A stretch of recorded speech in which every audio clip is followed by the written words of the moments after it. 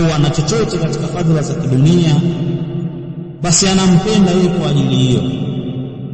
Huanzishwa kwa ajili ya Allah kana au unakuwa ni wenye kuepukana na changamoto za kidunia pamoja na mafungamano ya kimaada.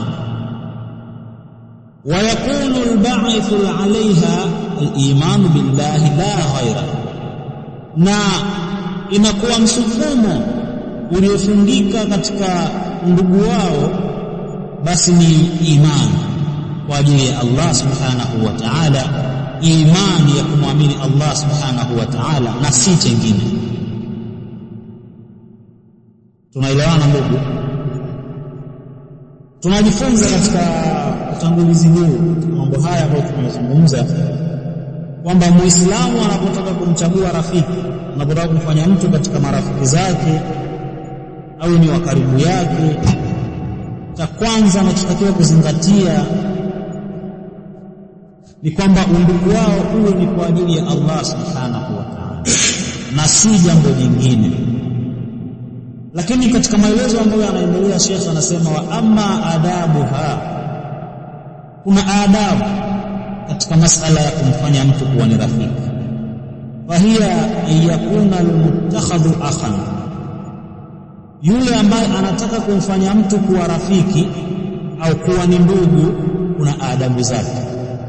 Adabu ya kwanza, aqilan, huyo unayetaka kumfanya rafiki basi awe ni nani? Mwenye akili. Tunaelewana?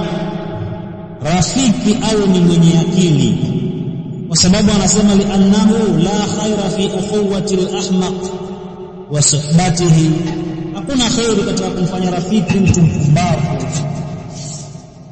Ukamfanya rafiki mtu mpumbavu na ukasuhubiana naye, hakuna khairi. Mpumbavu tunamuelewa? Mpumbavu ni yule ambaye kwake hakuna hikma, asiye na busara na wala asiyefikiri katika kufanya mambo yake, huyo ni mpumbavu. Kwa hiyo hakuna khairi katika kufanya rafiki watu wapumbavu, hakuna hikma katika maisha yake, hana hikma, hafuati hikma. Hikma tunaelewa, kuweka mambo katika mahala pake, kuweka mambo mahala pake. Yani mathalan usiku sio muda wa kutembeleana, sawa? Usiku sio muda wa kutembeleana, usiku na mambo mengine mengi yanafanyika majumbani, sio muda wa kutembeleana. Lakini ukawa na rafiki ambaye ni mpumbavu, saa 5 za usiku anagonga mlango, wewe mwanangu saa 5 za usiku anagonga mlango, saa 5 za usiku anaweza kukupigia simu, asijue kwamba uko katika maisha gani, uko katika hali gani. Au marafiki au rafiki ambaye hana mipaka katika mazoea, huyo ni ahmaq, hana mipaka katika mazoea.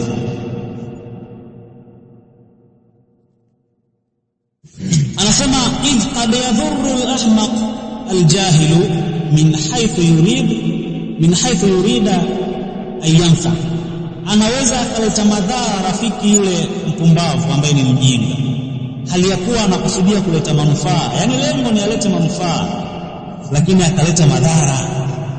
Kwa sababu gani?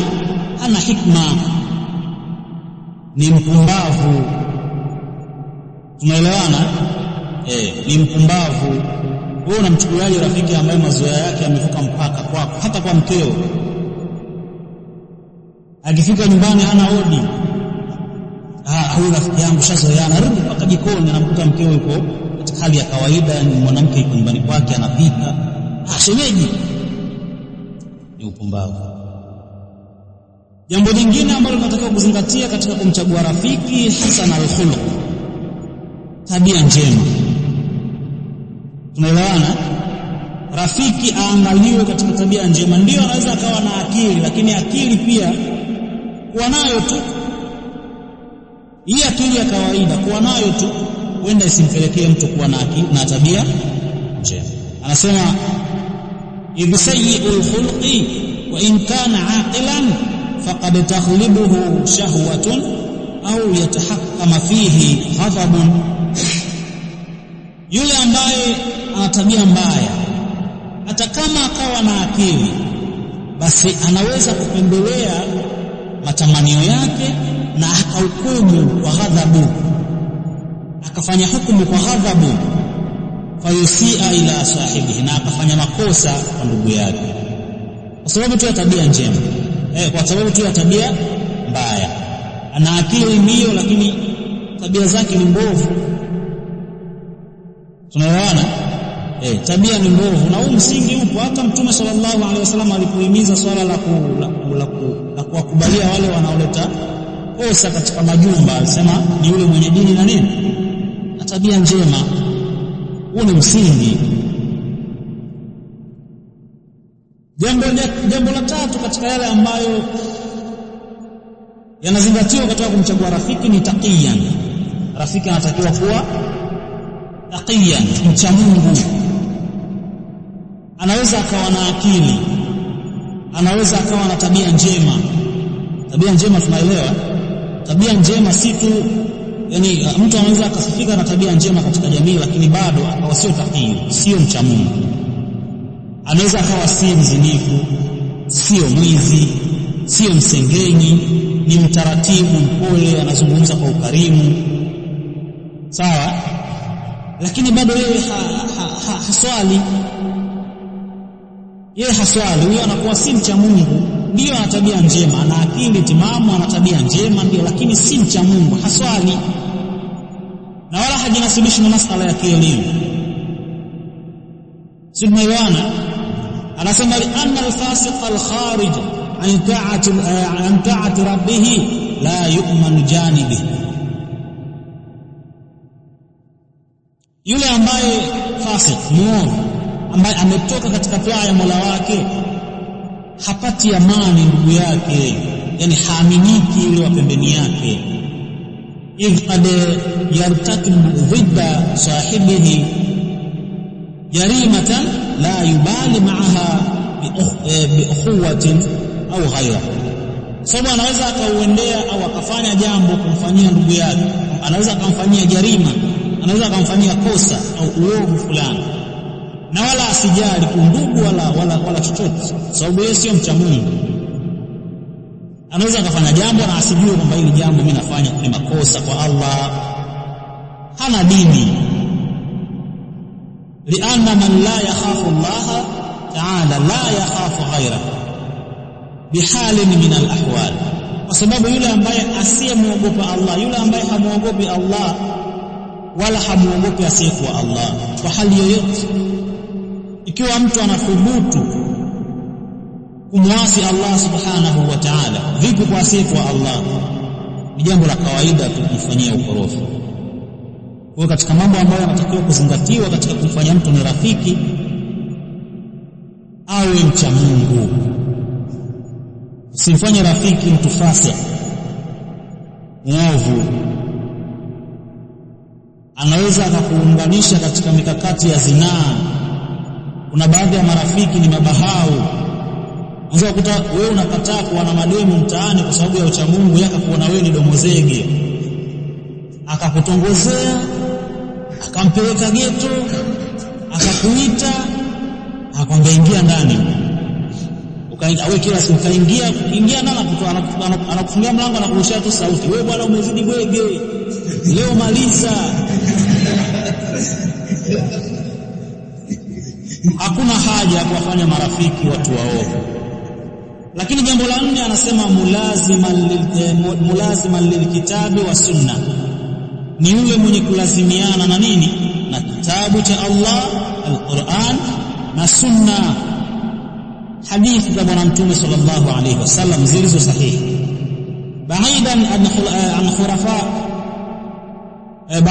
an khurafat wal bid'ah, ambaye yuko mbali na mambo ya makhurafi, mambo ya khurafat na bid'ah. Mfanye rafiki yule ambaye anashikamana na Qur'ani na sunna, ambaye yuko mbali na mambo ya kizushi. idhil mubtadi' qad yanalu sadiqahu min shu'umi bid'atihi, kwa sababu mtu wa bid'ah anaweza akamsababishia rafiki yake majanga, anaweza akamsababishia rafiki yake balaa. Sababu ya nini? Ya bid'a zake. Tunaelewana? Anaweza akamwambukiza rafiki yake maradhi ya moyo kwa kukaa naye tu kwa sababu ya bid'a zake. Walianna al-mubtadi'a wa sahib al-hawa hijratuhuma mutaayyana, kwa sababu mtu wa bid'a na watu wa matamanio au na mtu wa matamanio kuwahama watu hawa wawili ni jambo ambalo liko wazi katika sheria, jambo la lazima. Wa muqata'atuhuma lazimatu, na kuwakata kuwakaa mbali nao ni jambo la lazima.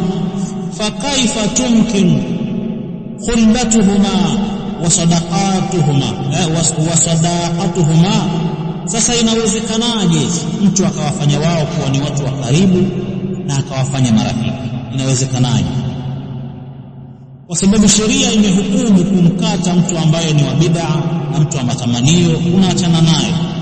Inawezekanaje mtu akamfanya rafiki mtu wa bid'a na mtu wa matamanio? Ni swala ambalo ni muhali, haliwezekani. Tunaelewana? Tumalizie katika ibara hii iliyokuwepo kwa siku ya leo, na sehemu ambayo itabaki tutaangalia ikiwa kesho tutakuwa ni watu wenye kuwafikisha, tutakuja kumalizia inshallah. Anasema waqad awjaza hadhihi al-adab fi ikhtiyari al-ashabi ahad as-salihin faqala yusibnahu, amefupisha hizi adab katika kumchagua rafiki mmoja katika waja wema, akasema hali ya kuwa akimuhusia mwanae. Mmoja katika waja wema alikuwa akitoa wasia kwa mwanae, akimuhusia namna ya kumchagua rafiki. Sema, ya bunayya, ewe mwanangu, idha aradat laka ila suhbati rijal hajatun, ikiwa itakuwepo kwako haja ya kumtaka mtu kuwa ni rafiki, ya kumfanya mtu kuwa ni rafiki yako, sema fashab man idha khadamtahu sanak, basi suhubiana na yule ambaye pindi ukimtumikia basi yeye atakulinda.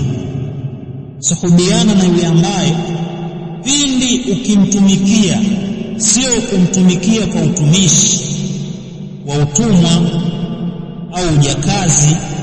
Ukimtumikia, ukijitolea katika kusaidiana naye, kujitolea katika kumsaidia, basi yeye atakulinda na yeye atakusaidia. Anasema wa in sahibtahu zanak, na pindi ukisuhubiana naye basi atakulinda, atakupamba. Ukimfanya rafiki atakupamba, kwa maana atakuheshimisha mbele za watu. Tunaelewana? wa in qadat lika maunatun maana, na ukiwa na uhitaji katika upande wako, basi yeye hatakunyima. Ukikaa naye atakutosheleza. Ukikaa naye yeye ndugu yako atakutosheleza kwa kuna uhitaji. Hata kama hana mali, basi mtakuwa mguu kwa mguu katika kusolve matatizo yenu. Akasema ishab man idha adakta yadaka bi khairin maddaha, msuhubiana naye yule ambaye pindi ukiunyosha mkono wako kwa khair, basi ataunyosha wa kwake. Ukiunyosha mkono wako kwa khair, ukimfanyia mambo ya khair, naye atakufanyia khair. Akikuona wewe ukifanya khairi kwa watu, basi na yeye atakuiga, utafanya khair au atafanya khair. Wa in raa minka hasana addaha, na akiona kwako wewe jambo jema, na yeye atalihesabu hilo jema. Akiona umemfanyia jambo jema, atalihesabu, atajua kwamba ndugu yangu kanifanyia jema. Tunaelewana? Wa in raa sayyi'a saddaha, na akiona ovu kwako, akiona jambo baya kwako atalizuilia, atalistiri. Akikuona kuna mapungufu nayo atakustiri, kwa sababu ndio marafiki wanavyokuwa. Ima akiona una uovu na ufanya katika maasi, basi atakunasihi, atakwambia iko hakifai, acha, ndio kukustiri huko ndugu yake. Ishab man idha sa'altahu a'taka, suhubiana na yule ambaye ukimuomba atakupa, sio unamfanya rafiki mtu bakhiri. Sawa? Au kama anatoa kukupa basi ni kwa masimango, wewe nao unazidi kila siku. Hafai kufanya marafiki, kwa maana jambo lako anatakiwa kulibeba kama la kwake.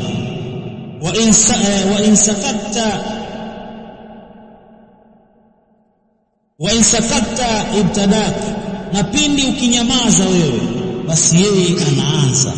Ukinyamaza, ukiwa kimya, yeye anaanza katika jambo la khair. Kama umenyamaza katika mazungumzo, basi yeye anaanzisha mazungumzo ya khair, sio porojo. Au ukinyamaza kwamba imepita masiku au muda haujainua simu yako kumtafuta na kumsalimu, yeye anaanza, wala asubiri kwamba mpaka apige yeye, mbona jana nimeanza mimi. Ananyanyua simu, anakutafuta au anakutembelea.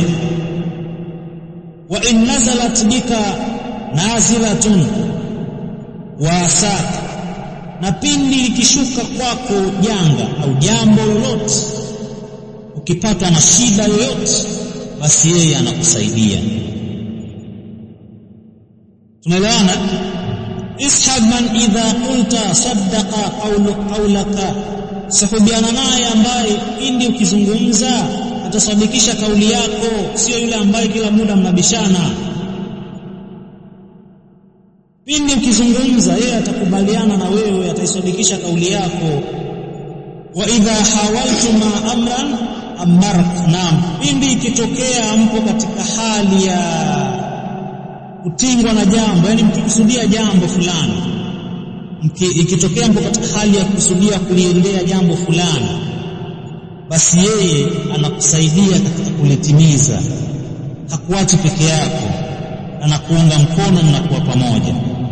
Wa in tanaza'tuma, na pindi mkizozana, mkibishana, itlafiana katika jambo fulani, wa in tanaza'tuma shay'an, mkitlafiana katika jambo fulani, athara, basi yeye anakutanguliza wewe. Huyo ndio rafiki, huyo ndio rafiki mwema ambaye moja katika waja wema alikuwa akimuhusia mwanae pindi anapotaka kumfanya mtu kuwa ni ndugu, basi amtafute ndugu wa design hii. Niwaulizeni swali, tangu mmeanza chekechea mpaka leo katika level ya elimu mliokuwa nayo, mmepita shule ya msingi, mmepita level, sasa hivi mko katika advanced level, mmewahi kusoma kitabu ambacho kimekusanya hizo adabu? Yaani mmoja katika maprofesa kina Profesa Joseph fulani akaandika kitabu cha adabu kwa wanafunzi wa sekondari, akakusanya adabu zenye mfano huu. Mmewahi kusoma? Na huko mnasoma masuala ya civics, ndio inazungumzia masuala ya tabia. Mmewahi kusoma?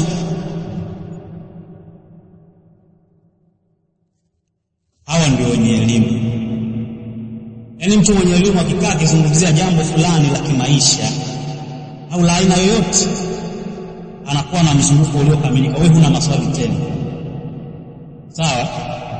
Kuna wakati walimu wetu wanatueleza mashuleni kwamba chagua marafiki wazuri bwana, siwe mtu wa makundi. Anaishi hapo hapo, rafiki mzuri ni nani? Kwake yeye rafiki mzuri sio mtoro shuleni.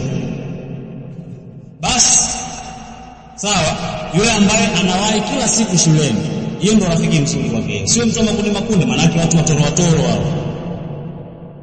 Halibainishi kundi gani ambalo yeye anataka wewe uwe nalo. Unaweza kuwa mtu wa makundi, lakini kundi lako wewe likikuona unatoroka shule linakufuata na kuhimiza bana ya hiyo tabia sio nzuri. Hilo sio kundi jema? Sasa kwa nini kusio watu wa makundi bwana? Afu abainishe kundi gani? Sisi tunaelewana. Anaweza kuchagulia rafiki nzuri kwa sababu tu, au anza kuambia chagua rafiki nzuri kwa sababu tu yeye anawahi shuleni, sio mtoro. Lakini ukimchunguza huyo rafiki ana rundo la madeni. Ukimchunguza huyo rafiki ni msengenyi au mchoyo, bado hajawa rafiki mzuri kwako. Sisi tunaelewana. Haya maelezo hizi nasaha zinatuhusu sote kwa ujumla wetu, japo malengo makubwa nilikuwa nimekuja kuzungumza na wale ambao Allah subhanahu wa ta'ala akiwawafikisha basi wanakuwa ni wenye kuondoka mahala hapa form 6 wambakiza siku kadhaa, si ndio? Wanaenda kuishi katika jamii ambayo mtasukubiana na watu, mtaishi na watu, mtafanya mambo kadhaa na watu. Haiwezekani mwanadamu kuishi katika mahala popote bila kushirikiana na watu, hilo haliwezekani, si ndio? Mnasoma nyinyi kwenye history, inaitwaje ile mada? Interaction among the people, si ndio? Kwamba mnaambiwa mwanadamu haiwezekani kuishi mahala popote. Ni kweli kwenye history au nimechanganya? Kwenye sawa. Haiwezekani mwanadamu akaishi mahala popote pasi na kushirikiana na watu, la haliwezekani. Lakini mwongozo huu tuliopata hapa ni kwamba Sheikh anatuhusia pale tunapotaka kufanya miamala na watu au tunapotaka kuwachagua watu wa kushirikiana nao katika maisha yetu, basi tumchague mtu wenye sampuli hii ambayo Sheikh atunasihi. Katika miamala, katika masala ya kuamiliana na watu kuna namna tofauti. Kuna masala labda interaction za kibiashara, si ndio? Katika interaction za kibiashara kuna mlango upo. Hakuna uharamu wa kufanya biashara na mtu Mkristo au mtu kafiri, hakuna uharamu. Kwa sababu katika masala ya interaction ya kibiashara kuna namna mbili pia hapo. Kuna kuuziana, wewe unanunua kwake na yeye ananunua kwako, sawa? Lakini kuna ushirika. Kuna hali ya wewe unamuuzia mwenzako, alafu kuna hali ya ushirika kwamba unashirikiana na mwenzako, mnafanya biashara, mnauza. Hii ni milango miwili tofauti. Sio tunaelewana? Sasa ni nani ambaye utashirikiana naye katika kuchanganya mitaji yenu kufanya jambo la pamoja? Ni nani? Lakini pia katika interaction kuna ile hali ya kwamba kuna wale watu ambao ni wa karibu yako katika maisha yako siku zote, unawafanya kuwa ni ndugu zako, mnatembeleana, mnakaa, mnazungumza, saidiana. Akipata na jambo haridhiki kulisoma peke yake mpaka wewe akuone uko pembeni yake. Kuna watu ambao tunaishi nao kwa namna hiyo, sawa? Sasa huyu ambaye anatakiwa kuwa katika daraja hii wa ushirika huu, kwamba kuna changamoto imewatokea na isolve kwa pamoja, rafiki yako ambaye familia yako pia imtambue. Kuna marafiki ambao unakuwa nao, wewe ukipata na jambo lolote lazima yeye aulizwe. Akisikia ampata ajali ya pikipiki bwana, amevunjika mguu, na fulani alikuwepo. Kwa maana ni marafiki ambao hamwachani, kwa pamoja. Sasa marafiki wa design hiyo unatakiwa kuwachagua ambao Sheikh ametunasihi kwamba wawe wa aina hiyo ambayo yeye amewaeleza, na amewaeleza kwa mujibu wa dalili na mwongozo wa Uislamu kama tulivyoelekezwa katika dini yetu, kwa mujibu wa hadithi ya Mtume sallallahu alaihi wasallam. Kipengele kilichokuwa kinachofuata ni huququl ukhuwati fillah, haki za undugu, haki za ndugu. Huyo ulimchagua kwa ni rafiki yako, ana haki gani na wewe una haki gani yeye. Hili tutaliangalia kesho insha Allah subhanahu